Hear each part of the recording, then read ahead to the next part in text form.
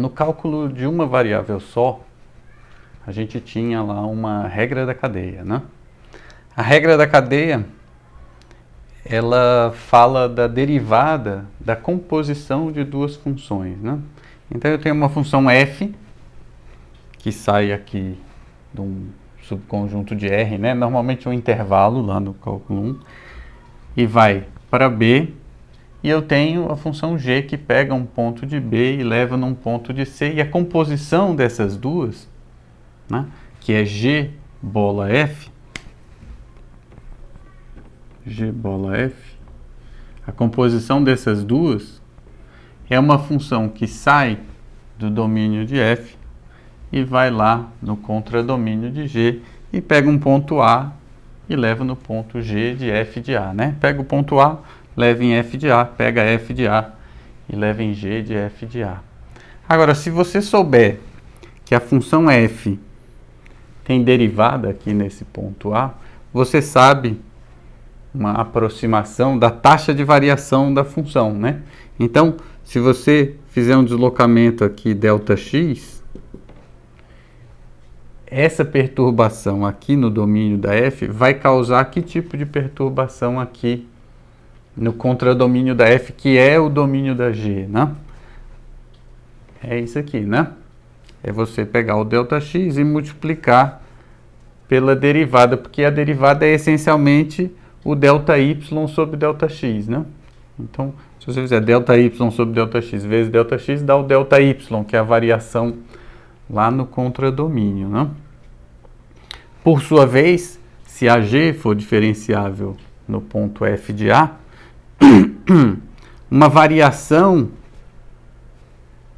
desse ponto aqui leva a uma variação lá no resultado da g, né?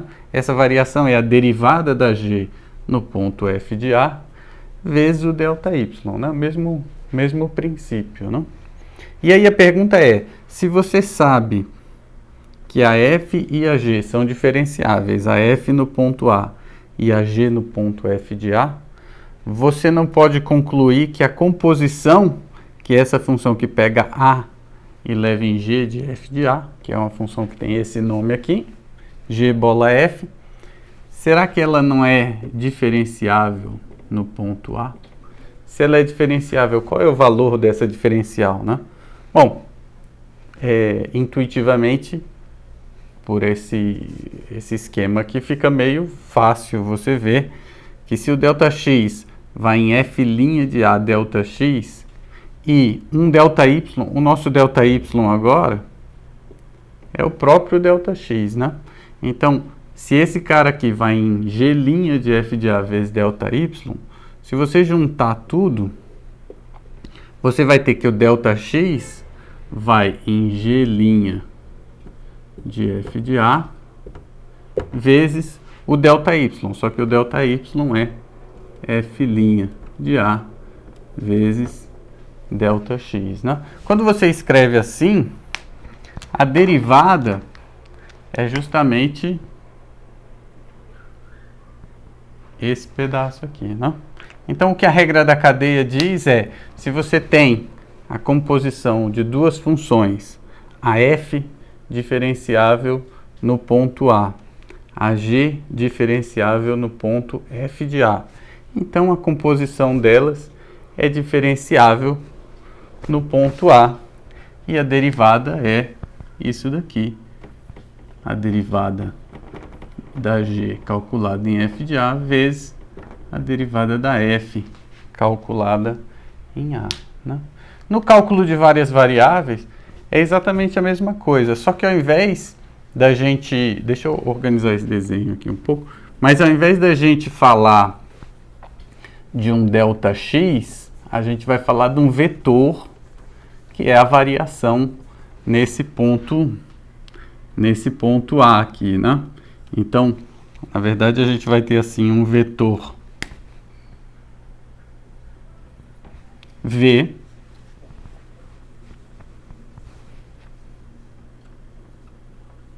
e esse vetor V vai causar uma perturbação lá no resultado da F E essa perturbação é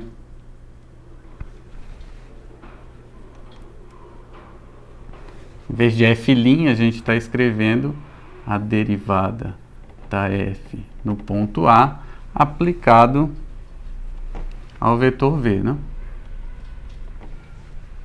Então, você pega esse vetor v e aplica nessa transformação linear, né? Por outro lado, se você está aqui no ponto f de A, esquece que tem um f, na verdade, você está no ponto B aqui, né? E aí você aplica uma perturbação nesse ponto B, quer dizer, você vai acrescentar a esse ponto B um vetor W, né? Esse vetor W, quando você aplicar a função g em f de A mais W, ou seja, no ponto B mais W, o resultado vai ser uma perturbação do lado de lá, e a aproximação linear dessa perturbação, quer dizer, essa perturbação vai ocasionar do lado de lá uma outra perturbação que é aproximadamente a derivada da g calculada no ponto f de A, né? A derivada da g no ponto f de A aplicada no vetor W. Essa é a aproximação da perturbação ali no contradomínio, né? E aí, se você fizer a mesma coisa que a gente fez para o caso lá do cálculo de uma variável só que pensando em termos de função e não em termos de multiplicar por um número,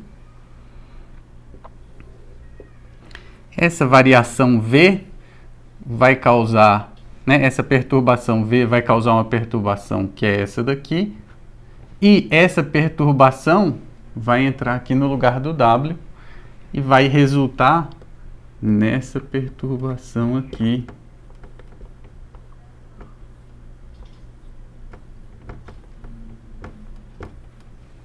Quer dizer, você vai... Nossa, ficou meio feio isso. Vou botar parênteses ali, vai ficar melhor. Mas você vai pegar o vetor v e aplicar nessa transformação aqui, ó, que é a composição dessa transformação e dessa transformação aqui, né? Você compõe as duas transformações. Se fosse de R em R, essa transformação era multiplicar por um número. Então, a transformação aqui é multiplicar por f' de A. A transformação aqui é multiplicar por g' de f de A.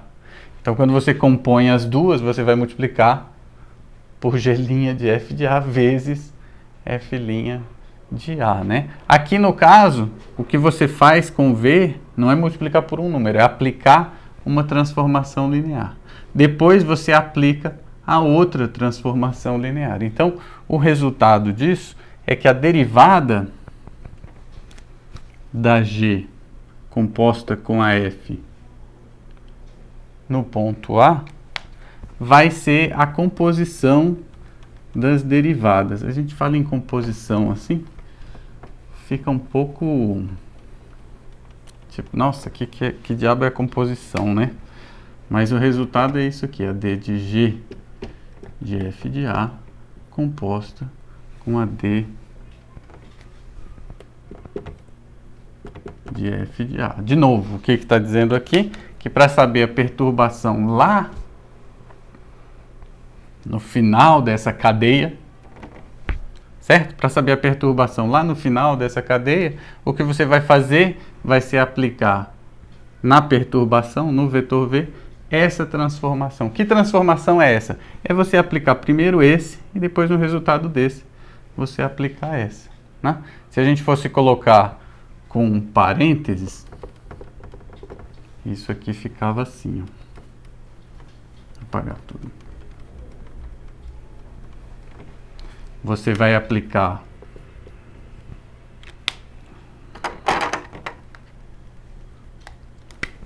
d de g de f de A em df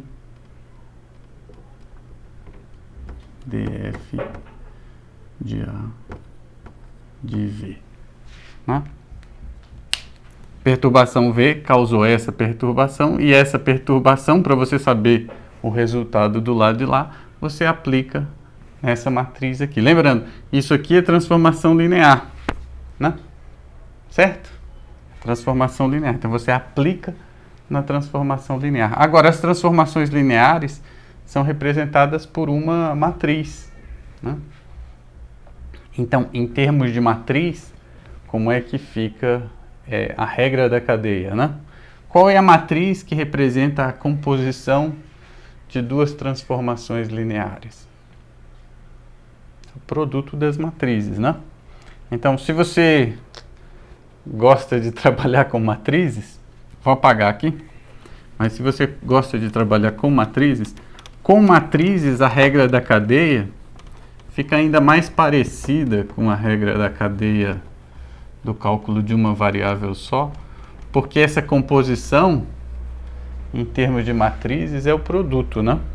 Então, no final das contas, a regra da cadeia com matrizes fica assim: a matriz que representa a derivada da composição no ponto A é a matriz que representa a derivada de G no ponto F de A, vezes a matriz que representa a derivada da F no ponto A, certo? Então, fazer composição de transformação linear é fazer o produto das matrizes, né?